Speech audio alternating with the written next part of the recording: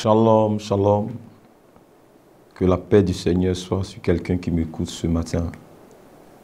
Je vais commencer par une texte de la Bible.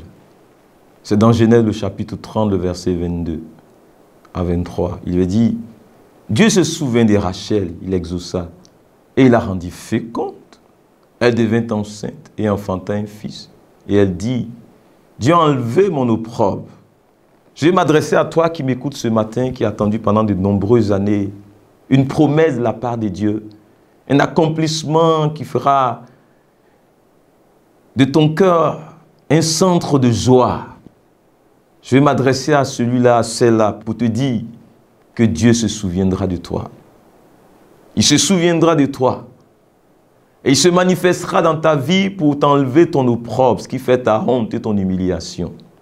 Je veux dire à quelqu'un, ton jour viendra, ton heure arrivera. Je veux dire à quelqu'un ce matin que la meilleure façon pour toi de fermer la bouche de tes adversaires et détracteurs, c'est de te taire et faire parler tes œuvres à la place de ta bouche. Rassurez-vous, si vous faites ce que Dieu attend de vous et ce que vous avez à faire, tôt ou tard, vos œuvres parleront visiblement pour vous. Pendant que seront publiquement livrés en spectacle vos sorciers, qui seront dans l'obligation de se terrer invisiblement dans les ténèbres de la calomnie, dans les ténèbres de l'hypocrisie, de la jalousie, de l'aigreur et de la confusion qui finiront par faire d'eux exactement ce qu'ils auraient voulu que vous soyez. Je veux dire à quelqu'un ce matin que si tu fais ce que Dieu attend de toi, tes ennemis seront dans l'obligation de se prosterner devant toi, sans même le savoir, tellement que la gloire de Dieu les surprendra dans ta vie. Oui, une main forte et une intelligence imparable leur fera plier les chines devant toi et les contraindra à confesser ce qui ne pouvait pas sortir de leur bouche en temps réel te concernant. Cela se fera. Dieu soumet à l'homme qui se soumet à lui ses ennemis les plus imparables et ça sera ta situation. Je veux dire à quelqu'un ce matin que ne te laisse pas distraire, ni par personne, ni par quoi que ce soit, ni par qui que ce soit. Accroche-toi à ta vision que Dieu t'a communiquée et persévère dans le travail bien fait. Le jour viendra où ta croix se transformera en gloire. Alors tu verras la fidélité de ton Dieu et c'est ta bouche qui le louera contre ta raison. Si vous allez à l'essentiel, si tu vas à l'essentiel, si tu te focalises sur ta vision et que tu travailles diligemment, conséquemment et sérieusement, un jour viendra où comme Joseph, tu nourriras les mêmes bouches par lesquelles tu as été calomnié. Tu rempliras les mêmes mains par lesquelles tu as été maltraité, pillé. Tu fortifieras les mêmes pieds qui t'ont écrasé. Et tu relèveras la dignité des mêmes têtes qui t'ont abaissé. Oui, persévère dans ceux auxquels Dieu t'a appelé. Va à l'essentiel et ignore ceux qui t'ont pour programme journalier quotidien. Et rassure-toi qu'un jour viendra le témoignage qui parle plus fort que tout ce qu'on raconte à ton compte. Dieu te prépare un témoignage de confusion pour tes ennemis. Et cela arrivera très certainement. Je n'appelle personne à l'orgueil, mais à aspirer à la manifestation de la gloire de Dieu. À aspirer vivre le temps T0 planifié, arrêté, décrété par Dieu. Pour vivre la splendeur et la bonté de Dieu en sa fidélité. Ce n'est pas moi qui le dis, c'est les Écritures en Jérémie 29, 11. Il a dit, car je connais les projets que j'ai formés sur vous. Dit Israël, dit l'Éternel, projet de paix et non de malheur, afin de vous donner un avenir et de l'espérance. Je vais te dire que ta vie a de l'espérance, ta vie a un avenir, de pas devant Dieu.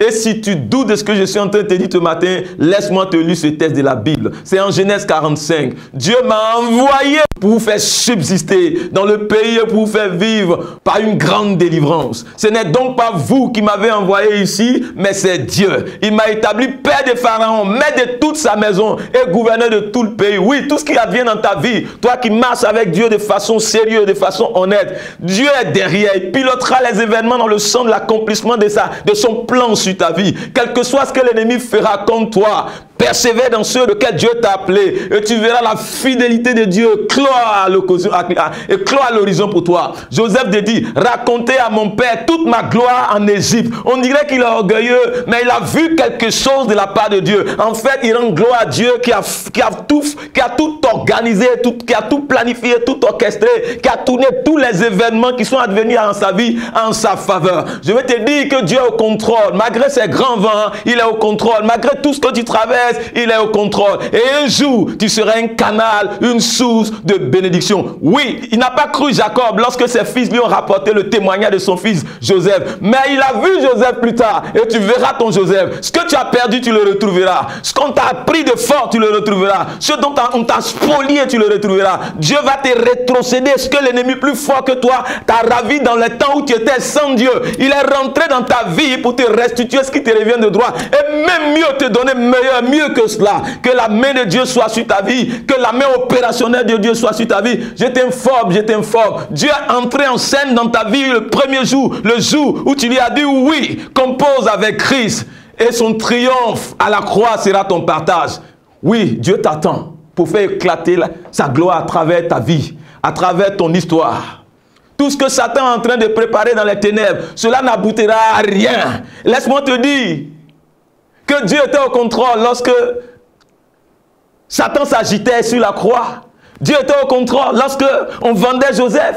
Dieu était au contrôle lorsque Madame Potiphar l'accusait. Dieu était au contrôle pour tout ce qui est advenu dans sa vie. Je t'informe qu'il est au contrôle. Il est au contrôle et il te relèvera. Il te relèvera parce qu'il t'aime. Sa main est sur ta vie. Il n'y a personne pour empêcher Dieu de faire ce qu'il a déclaré faire dans la vie de celui qui l'aime. C'est pas moi qui le dis, Nebuchadnezzar, un empereur des temps antiques, l'a confessé. Il dit, personne ne peut dire à Dieu qu'est-ce qu'il est en train de faire. Dieu est souverain. Il sait où il va avec toi, il sait où il va avec toi et il finira là où il va avec toi. David dit, l'ancien bouvier qui était derrière les animaux, tu m'entoures par derrière et par devant et tu mets ta main sur moi. Une science aussi merveilleuse au-dessus de ma portée. Elle est trop élevée pour que je puisse la saisir. Oui, Dieu est en train de faire quelque chose d'ineffable dans ta vie. Ton environnement ne le comprend pas. Peut-être que toi-même tu ne le comprends pas. Mais dans la suite des temps, lorsque la gloire de Dieu sera manifestée et que les choses seront accomplies, tu comprendras pourquoi tu es passé par ici, tu es passé par A, tu es passé par B,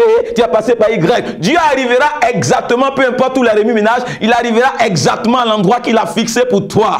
David dit dans le psaume 139, le verset 16, je lis pour toi le verset 17. Quand je n'étais qu'une masse informe, tes yeux me voyaient. Et sur ton livre étaient tous inscrits les jours qui m'étaient destinés, avant qu'aucun d'eux n'existât. Que ta pensée, ô Dieu, me semble impénétrable, que le nombre est grand. Oui, Dieu a des choses que tu ne peux imaginer qu'il a prévues pour toi. Et il dit encore dans le psaume 75, dit la Bible, ne levez pas si haut votre tête, ne parlez pas avec tant d'arrogance, car ce n'est ni de l'Orient, ni de l'Occident, ni du désert que vient l'élévation, mais l'élévation vient de Dieu. Je t'informe que Dieu te surprendra contre toute attente.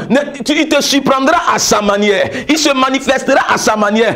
Il se manifestera à la manière dont tu t'y attends le moins. Il se manifestera d'une façon extraordinaire.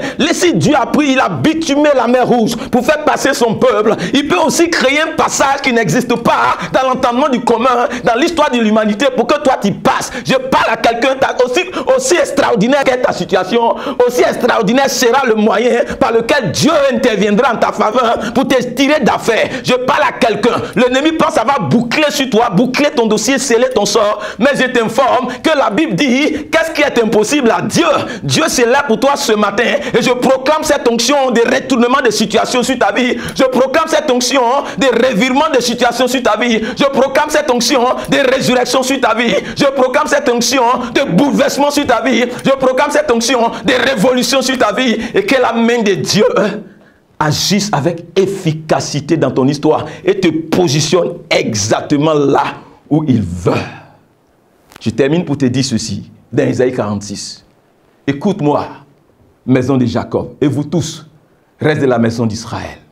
Vous que j'ai pris en charge dès votre origine, que j'ai porté dès votre naissance, jusqu'à votre vieillesse, je serai le même.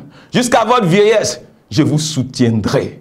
Je l'ai fait et je veux encore vous porter Dieu n'est pas découragé par tes nombreuses chutes. Dieu n'a pas changé d'opinion te concernant à cause de tes déviations. Il veut simplement que tu prennes conscience, que tu changes une donne à travers la repentance, que tu te repositionnes autrement pour qu'il enclenche, il continue d'enclencher la succession d'événements de gloire par lesquels ta vie va donner un sens et gloire à sa vie. Gloire à son trône, gloire à sa personne. Dieu veut se glorifier à travers ta vie. Tout ce que Satan a fait pour mélanger les choses, Dieu les dégage ce matin. Que le Saint coule sur ta tête et que tous les jours qui t'a mis au cou soient brisés au nom de Jésus-Christ. Que les forçats qui sont sur toi, tes enfants, ta destinée, ton époux, ton épouse, ta famille, que ces forçats-là cèdent sous l'onction de la résurrection de Christ. Sois béni, agréable journée à toi et shalom.